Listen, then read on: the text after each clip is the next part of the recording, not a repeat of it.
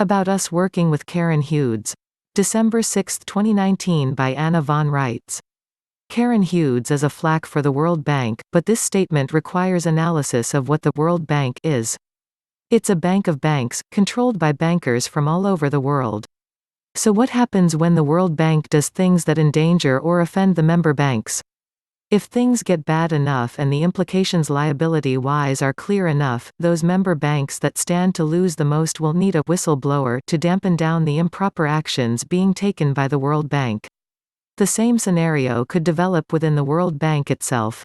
The directors could find themselves being outgunned and outmaneuvered by several very powerful member banks, in effect, forced to do immoral or illegal things and left to take the blame for it. Enter Karen Hudes. That is the kind of whistleblower she is, not the brave, lonely figure alerting the world to criminal wrongdoing, but the insider being employed to blow the whistle because internal organizational control mechanisms aren't working. You might think of her as the person being paid to pull the emergency brake on a runaway train. So, she's certainly not an enemy of the World Bank. She still indirectly works for them, and so, last time I looked, does her husband. She was, in fact, taking action to help at least some factions within the World Bank, and most likely, her activities stem from the second scenario, that is, most likely she was working for some of the directors of the World Bank to save the World Bank. My beef with Karen is that she either doesn't know or chooses not to tell the truth about the American issues. She misrepresents American history and does so in a way that undermines efforts to settle accounts. And why that is? She has spent her life in Europe, and even many Americans who grew up and stayed in this country for a lifetime don't know their own history, so it is completely plausible and even likely that she simply doesn't know that she is misrepresenting what went on here. It could also be that she knows the history and is, again, protecting the World Bank. The World Bank has reasons why it does not want to hear about what it owes Americans. For starters, 1. We know that FDR collected by his own admission 20,000 tons of privately held American gold.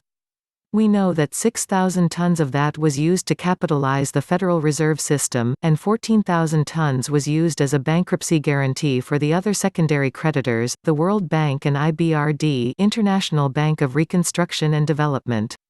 We know this gold stash was used as a collateral guarantee backing both the World Bank and IBRD as a result. We also know that when the bankruptcy of the United States of America, Incorporated was finally settled in November of 1999, that gold was not returned to the Americans.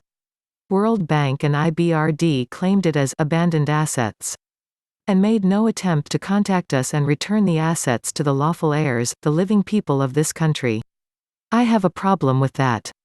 It's bad enough that they had the free use of our assets as collateral for 66 years without our consent, and even worse that FDR stole our assets at gunpoint in the first place, which they also had cause to know, without adding injury to insult by purloining the assets once the bankruptcy was over.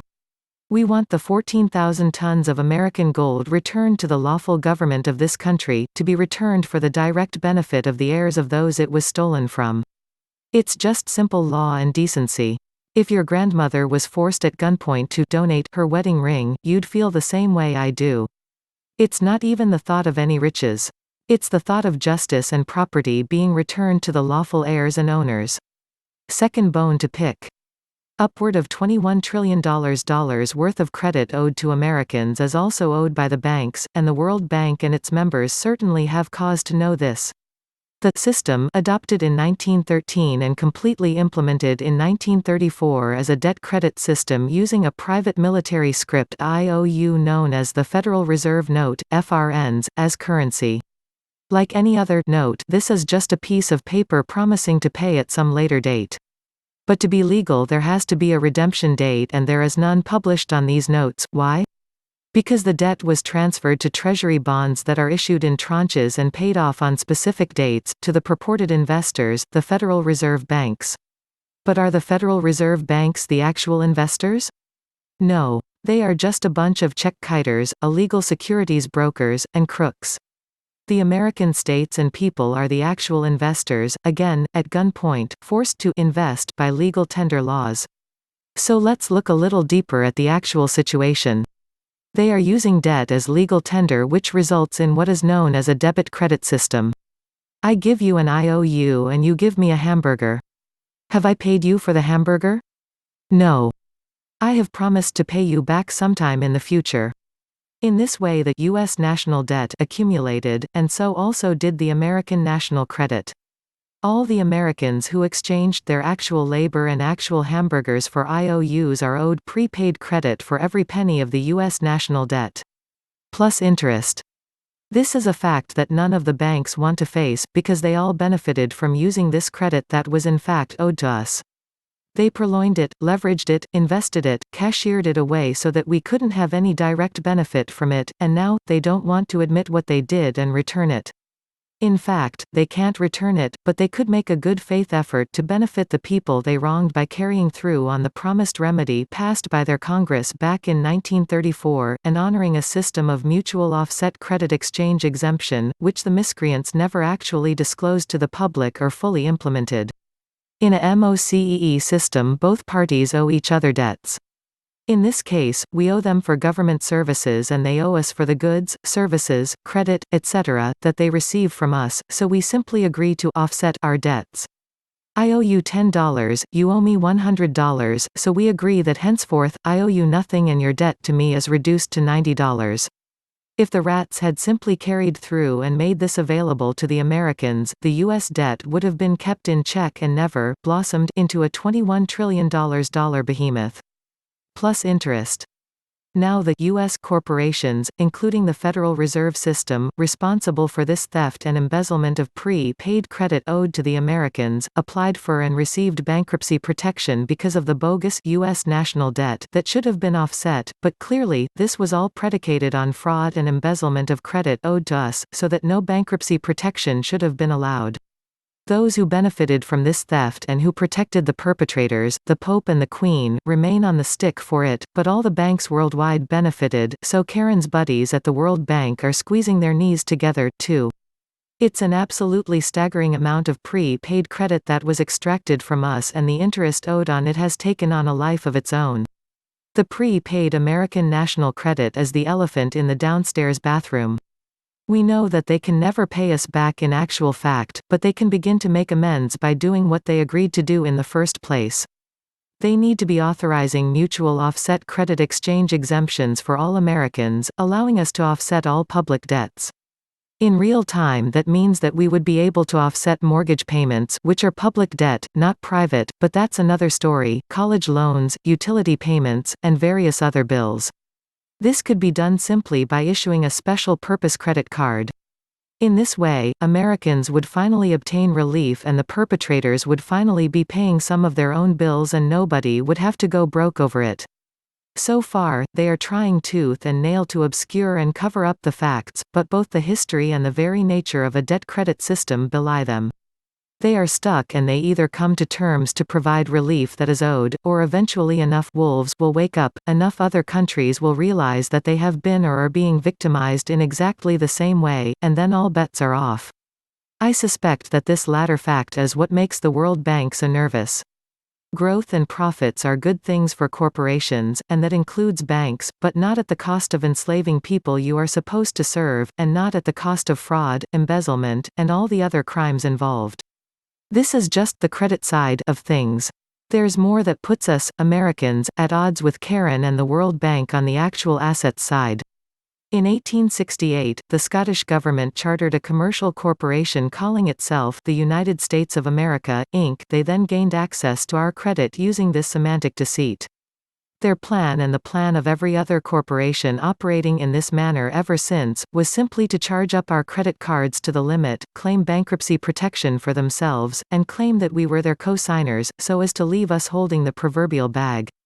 Before their planned bankruptcy, however, they did a number of things that have still to be corrected or accounted for.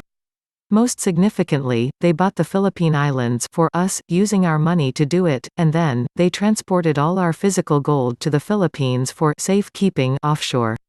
Yeah, right.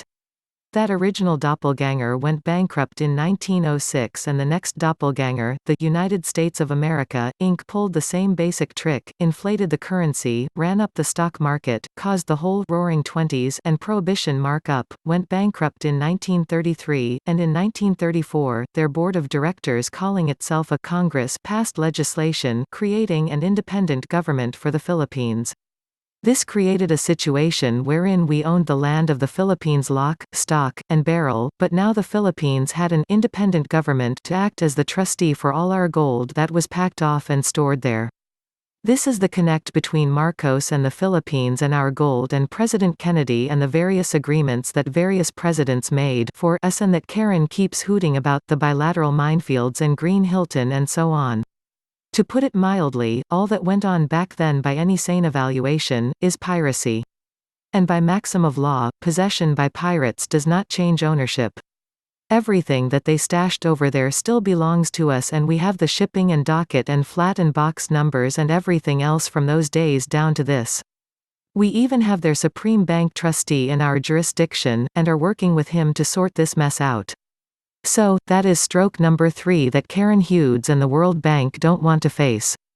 Don't get me wrong. The Americans don't own all the gold that is cashiered in the Philippines and Indonesia. We do, however, own a very goodly part of it, and we own it outright.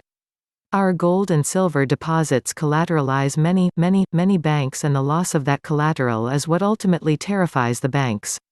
As with so many other bunco schemes, they changed the meaning of depositor to allow themselves to seize deposits left in their keeping, but our deposits were made before those surreptitious changes away from a normal course of business. So we are unaffected and grandfathered in. Karen and her employers at the World Bank don't know whether to stand up or sit down as a result. Nobody knows what to do, and at the same time, nobody wants to talk to us, because they are afraid of us. They know how mercilessly we have been cheated and defrauded, and they expect no mercy in return. I can only assume that they judge others by themselves. However, in the broad scheme of life, it does no good for anyone to seek the destruction of others. That just opens up another avenue for nasty people to profit themselves at everyone else's expense, so no, we are not proposing vengeance. We are proposing a peace and reconciliation process to discharge odious debt and open up credit resources and restore a sane economic system, at the same time that we fully restore our own government, putting Americans in control of America again. This should be good news for people worldwide, as it dawns on them that the U.S. is not America. It should also be a relief that we are proceeding in a lawful and peaceful manner and not being vengeful. At the same time, Mr. Trump and the Pope and the Queen need to talk directly to the actual creditors and dispense with any pretense that we are anyone or anything but what we are, the American states and people, doing business as the United States of America unincorporated. Obviously, Karen and the World Bank and the community that she represents professionally have tried to avoid these facts and tried to explain them and us away, and that is why I have a less than high regard for Karen. I see her as someone who is grinding her own wheel and actually protecting interests that have been less than honest and forthcoming both now and in the past. That doesn't mean that they can't change, and it doesn't mean that we won't talk to them in the interests of resolving all these issues. It just means that the facts as we know and observe them don't jive with the story that Karen is selling. Help support this work by visiting www.annavonreitz.com and look for the donate button. Links to this article and more can be found in the video description box.